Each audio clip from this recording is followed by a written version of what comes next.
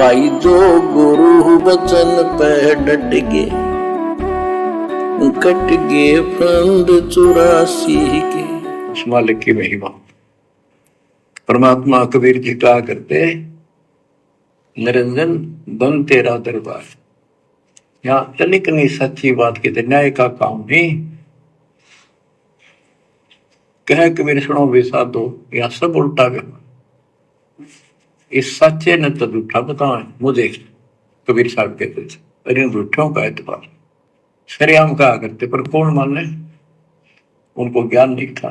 आज आप तो विद्वान हो, पढ़े लिखे हो, शिक्षित हो, आप तो मानोगे ऐसी गलती पहले वाली फिर ना कर दियो। क्या कह रहे हैं परमात्मा कि बच्चों ऐसी गलती पहले वाली अब ना कर दियो। कौन सी गलती? पहले हमने अपने गुरु को, कबीर जी को परमात्मा नहीं माना, भगवान नहीं माना, कभी भी उनको हमने इष्ट मानकर भोग नहीं लगाया, कभी भी हमने उनका प्रकट दिवस नहीं मनाया, और आम लोगों के कहने से हम उनके प्रति दोष पैदा कर लेते थे कि तुम्हारे गुरुजी तो अनपढ़ हैं, क्या जाने वेद शास्त्रों को, ये तो संस्कृत भाषा में लिखे हुए हैं। इसी प्रकार आज भी दुनिया जब हम अपने गुरु को परमात्मा कहेंगे, भगवान कहेंगे, इष्ट मान के पूजेंगे, तो काल प्रेरणा से दुनिया हमें इसी प्रकार से विचलित करने का प्रयास करेगी। और दुनिया तो छोड़ो, खुद की हमारी जो इन सतलोक आश्रमों से जुड़े हुए भाई बहन हैं, ये भी मानने को तैयार नहीं है कि गुरुजी भगवान है, परमात्मा है, और कह देते हैं कि गुरुजी का तो जन्म हुआ है। 8 सितंबर को इन आश्रमों में गुरुजी का अवतरण दिवस के बहाने जन्मदिन मनाया जाता है, और कहते हैं कि गुरुजी का तो जन्म हुआ है, गुरुजी की माँ का नाम इंद्रोमाई है, पिता का नाम नंदराम है। आज भी हमारे खुद के भगत भाई बहन गुरुजी को परमात्मा मानने को तैयार नहीं है।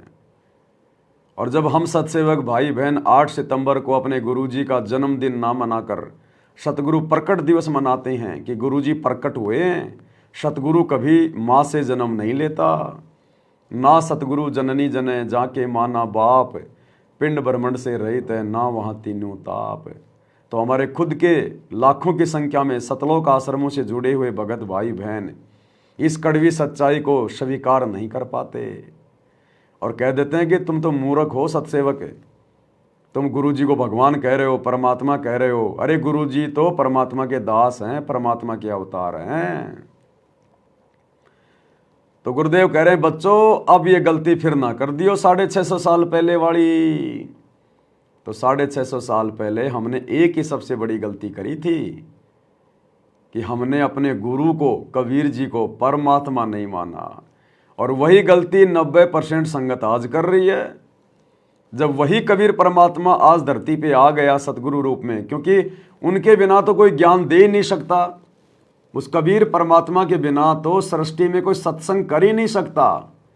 सत्संग का असल में मतलब होता है सत्य कहना, सच कहना, और ये तो झूठ का लोक है 21 ब्रह्मांड। तो जब यहाँ का स्वामी सच नहीं कह सकता काल, तो उसके अधीन जो प्रजा है वो कैसे सच कह सकती है, कैसे वो सत्संग कर सकती है? हाँ, सत्संग के नाम से झूठ जरूर परोस सकती है, लेकिन असल में यदि कोई सत्संग कर सकता है तो सतगुरु, वो कबीर परमात्मा खुद ही आके सत्संग करता है। एक सतगुरु की भूमिका वो कबीर परमात्मा खुद ही आके निभाता है। एक तत्वदर्शी संत की भूमिका वो कबीर परमात्मा खुद ही आके प्ले करता है। तो वो कबीर परमात्मा जो 650 साल पहले आए थे, आज वर्तमान में 8 सितंबर 1951 के दिन अपनी लीला के तहत हम तुच्छ जीवों की इस चरम दृष्टि को धोखा देते हुए, इस काल के साथ आंख मिचोली खेलते हुए इस धरती पे प्रकट है, प्रकट। अरे हम क्या जाने उस परमेश्वर की लीला को, नामा और रैदास रसीला कोई न जाने अवगत लीला। हम अपनी इन आंखों से सूक्ष्म जीवों को नहीं देख सकते, उसके लिए भी हमने सूक्ष्म दृष्टि की आवश्यकता पड़ती है। और भगवान जो परमाणु से भी सूक्ष्म है, क्या उस परमेश्वर की लीला को हम देख पाएंगे कि उसने जन्म लिया है या वो प्रकट हुआ है? लेकिन उसके गुणों में जो लिखा हुआ है कि परमात्मा कभी जन्म नहीं लेता, परमात्मा कभी माँ के गर्भ से जेर में लिपट के नहीं आता, वो स्वयंभू है, प्रकट होता है। दुनिया की कोई भी माँ उसे अपने गर्भ में नहीं समा सकती, जिस परमेश्वर के गर्भ में पूरी सृष्टि समाई हुई है। और वाणी कह रही है, ना सतगुरु जननी जने जाके माना बाप। तो एक तरफ तो हम अपने गुरु को सतगुरु कह रहे हैं और फिर उनको माता पिता से जन्म लिया हुआ भी कह रहे हैं।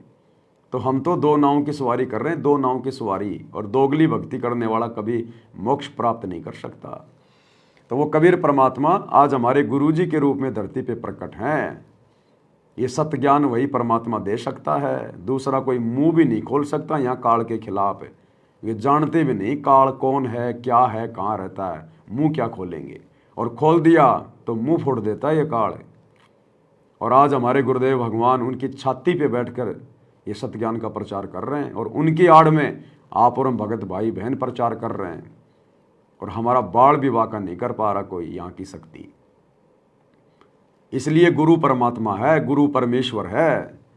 तो 650 साल पहले हमने यही गलती की थी और उससे पहले भी हम जितनी बार सतगुरु की शरण में आए हैं, हम केवल यही एक मुख्य गलती करते रहे। हमें ज्ञान भी अच्छा लगा, हम मर्यादा भी निभाने लगे, नेक नीति ईमानदारी से काम धंधा करने लगे। पहले के समय में तो वैसे ज़्यादा विषय विकार नहीं थे, आत्माएं बहुत ज़्यादा पाक और पवित्र थी, शुद्ध थी, मन में गंदे विचार नहीं हुआ करते थे, खान पान बहुत अच्छा होता था, माता बहनें अपने कपड़े बहुत ही अच्छे और सभ्य तरीके से पहना करती थी, शर्म हुआ करती थी। आज तो बेशर्मी की हद हो रखी है। फिर भी इस गंदे लोक में आकर इस कबीर भगवान सदगुरु रामपाल जी ने हमारे को शुद्ध कर दिया, हमारे हृदय को शुद्ध कर दिया, हमारी मलिन आत्मा को पाक और पवित्र कर दिया, हमें हर प्रकार के विषय विकारों से परमात्मा ने दूर कर दिया। तो कौन कर सकता है ये काम? एक जीव को इस प्रकार से शुद्ध कौन कर सकता है?